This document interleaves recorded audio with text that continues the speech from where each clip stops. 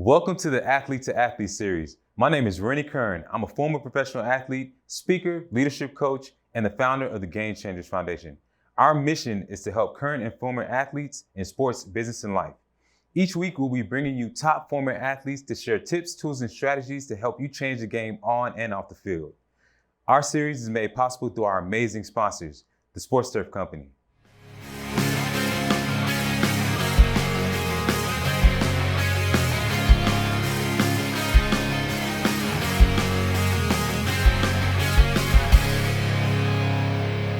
This week on the Athlete to Athlete series, we're joined by an amazing guest straight out of Dunwoody High School, a former defensive lineman who played at University of Georgia, All-American, All-World, my man, big bro, Travis Stroud. Travis, what's going on, bro? Doing well, man. I appreciate you for having me. Yes, sir. Thanks so much for being on the show, man. Absolutely. So the first question I have for you, man, is just tell us about your high school experience, man, just those memories that you have. Yeah, it was crazy, man. I was on the M2M program, which is the minority to majority program where students were bused from the south side of town to the north side of town. So from the 8th grade to my senior year, I was bused from the south side to the north side. So it took some getting used to having to get on the bus from 5 o'clock in the morning and not get home until 8 o'clock at night, having to go to school, go to practice, then ride another hour back home. But I wouldn't trade it for the world. I hate it for the world. Totally understand. And I know, within that journey, there were some challenges that you faced along the way. So tell me about a major challenge that came across your way and how you were able to overcome it. Yeah, I guess the biggest challenge was leaving what's comfortable to you. My dad was big on, making the name better than it was when we got it. And he kept us comfortable being uncomfortable, right? Yeah. So, went up to Dunwoody, did well in the classroom, took being a student athlete serious, right? I won 2 kids state wrestling championships, North Georgia champion in baseball, and won a state championship in 93, 94, 15-0.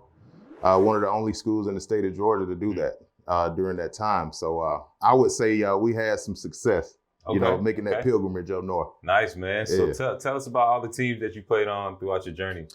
So I played at Dunwoody High School. Of course, I have to give a shout out to Gresham Park, right? Gresham Park is pretty much what made a lot of us who we are. Yeah. Just come to find out they're planning to turf every field at Gresham Park now. DeKalb County is, paying homage to, that park being instrumental in developing a lot of us, former athletes and current athletes. But played at Gresham Park, Dunwoody High School, University of Georgia, played baseball and football up there.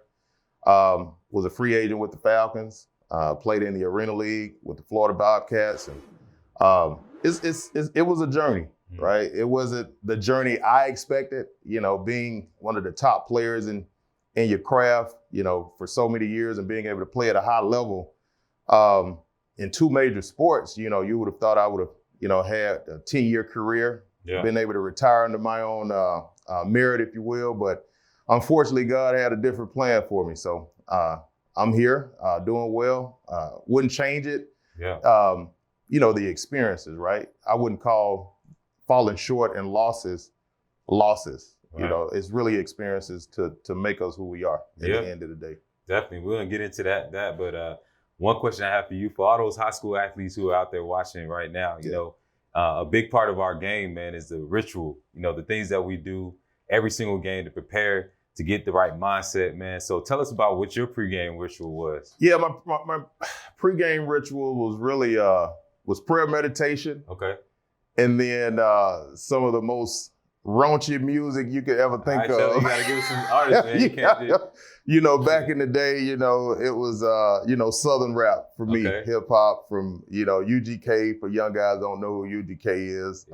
MJG, Outkast. Of course, you gotta give Outkast. Can't be that late night. Absolutely. NWA even. They did a movie about those guys. But football is one of those sports to where it's not normal. You have to kind of be outside of yourself to really perform. It's controlled chaos. Right. It's poised at the end of the day. So you have to have a balance. But I guess my main ritual would be prayer meditation and, getting that nap Yeah. And then you get up ready to play, baby. Pre-game nap, get your mind right. Yes, sir. Yes, sir. Yeah, man, that's awesome. I mean, you talked a little bit about, how chaotic the game is, man, and how it's organized chaos. So for those athletes who are trying to get to that next level, who are trying to get that it factor, trying to operate at a high level on a consistent basis, man, what did you do to set yourself apart? It was really consistency, right? There aren't many guarantees in life, right? Outside of taxes and death. Those are all the guarantees that you have, right? Yeah. I tell any young person, and what we did was setting a goal and being able to establish a plan to implement that goal, but understanding the love and the passion for the process. I tell any young person to fall in love with the process, because the end result isn't the guarantee, right? My end result didn't happen the way I thought it would. However, I enjoyed the process, right? Yeah. It wasn't always fun. I teach my son, any young person that I mentored to understand the importance of having delayed gratification, putting work in now, and then being comfortable, being okay. Not doing it because you're thinking the end goal that's in your mind will happen, because it'll set you up for failure and disappointment at the end of the day, and it'll put you in a bad state of mind. So understand that everybody's working hard. Yeah. Everybody's grinding the same way you're grinding. Yeah. Fall in love with the process. Understand hard work will pay off. Love it. One way or another. Love it, man. Yeah. Love it. Yeah. Another question that popped up in my head, man, is we all got that play that we remember. Yeah. That was like that it play where you was like, oh man, I think I got something, man. What was one of those plays, man, that you remember from your high school days that was one of your biggest plays? Well, I had a bunch of big plays. Of course, man, you All-American. It was 8th, 9th grade was my first year ever playing football. Yeah. Right. So I arrived on campus, 265 pounds, big boy, about 6'1", and they put the ball in my hand. Oh wow. I became a running back for a minute. And I remember playing 8th and 9th grade, and I had to come back home and play against McNair. That was my home school, that I ended up leaving. Yeah. And I had a chance to play against some of my homeboys, if you will. Yeah. First play of the game, they blew me up. Ball went everywhere. But I gathered myself and got back in and had a pretty decent game. We lost the game, but I did pretty well. Also, man, just playing against the Southwest DeKalbs of the world. Yeah. That was our rival growing up. Dunwoody, Southwest DeKalb. Mm-hmm. We had a chance to beat Southwest twice in 1 year. We beat them in the regular season. We beat them in the first round of the playoffs. We were down 21-7. Wow. We ended up winning the game 28-21. And, I was able to sack Quincy once, cause a fumble. Okay. That's my guy. Yeah. He's doing well, but those are the memories that I have. There's the competition. I remember growing up, when we trained together during the summer, we went to our prospective schools to compete against each other. Yeah. Now you got kids who want to be on the same team and they want to, hang out together, but we enjoyed the true competition of preparation and then being able to compete against one another. Love it, man. Love it. Well, one last question, man, before we wrap things up, man. We all know that our career is going to come to an end one day at some point. We all have that, like I like to say, we all have that expiration date, no matter how many plays you think you have or how good you think you are.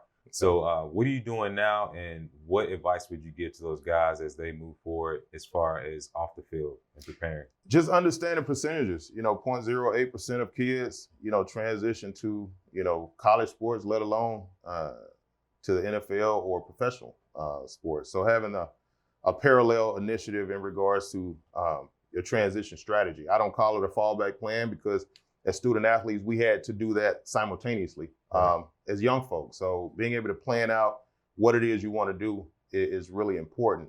I wanted the league to fund my aspirations of entrepreneurship, so when the league I fell short of the league, I still had aspirations. So I had to, pick up the pieces on what's next. However, I was able to, because I took being a student athlete serious, I was a little bit more prepared than a lot of folks were.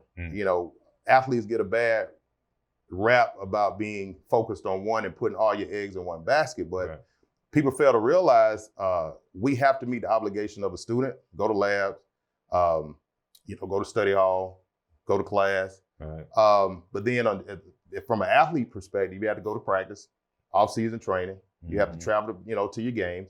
So when we don't have a lot of opportunity to do those internships that our counterparts, Right. have. So at the end of that journey, either you go to the league or you don't. You may have your paperwork, which is your degree, but you don't have a way to apply that.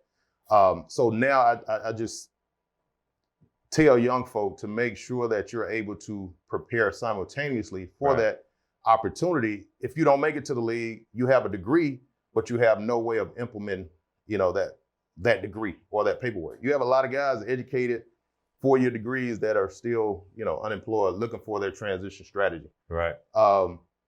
So yeah, that's one of the things that I think we should be able to kind of help bridge the gap in that regard. Just raise awareness. Every kid wants to play professional. It's great to have a aspiration or a goal, but having a realistic understanding. If you had to bet, if you were a betting man, and you can bet on 98.2% of something versus 0.08% of something, you probably will put your money on the 98%. Right. And it says 98.02% of kids may not even go to the next level, but they will be professional in something other than sports. Right. So, it's a lot of us, trying to walk through that doorway, but being realistic. My dad always told us, the worst thing you can do is get your degree. That means you go to class, you get your paperwork. Anything else is a plus. Definitely, So that was the drive that we had that kept us, grounded.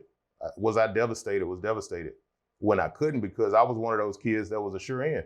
Mm-hmm. You look at as recently as Kumar Rocker, his situation did really well at Vanderbilt freshman year. The pandemic hit, threw pretty well this year. Was a 7th overall pick, big time pitcher. Ended up not signing his contract because they found some type of injury, with his elbow, which is unfortunate. But when you look at his skill level and the success that he had, he was a sure end, right? So you have to look at those things. It could be circumstance, it could be injury that can keep you, that all falls into play. Right. Yeah. Well, man, thank you so much for all the knowledge you shared. I'm sure there's a lot of high school guys out here that are going to take so much from everything, man. So we wish you continued success, man. Appreciate you joining us on the Athlete to Athlete series. Athlete to Athlete, presented by Sports Turf Company and the Game Changers Foundation.